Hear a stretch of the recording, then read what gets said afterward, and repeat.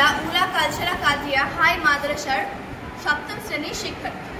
আজ আমরা তড়িৎ প্রবাহের আলোকীয় ফল সম্পর্কিত একটি পরীক্ষা করব।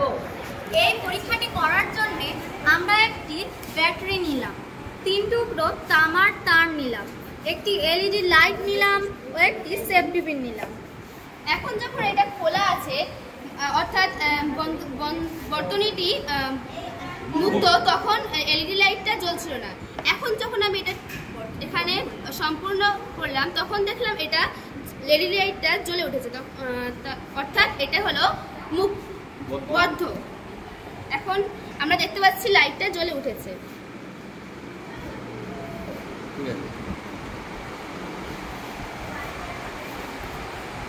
খোলা অবস্থায় লাইটটি জ্বলছিল না, কিন্তু বদ্ধ অবস্থায় লাইটটি জ্বলছে। তাহলে আমরা স্পষ্টভাবে প্রমাণ পেলাম যে লাইটটি জ্বলার পিছনে মূল কারণ হচ্ছে তড়িৎ প্রবাহিত হওয়া। তাহলে আমরা তড়িৎ প্রবাহের আলোকীয় ফল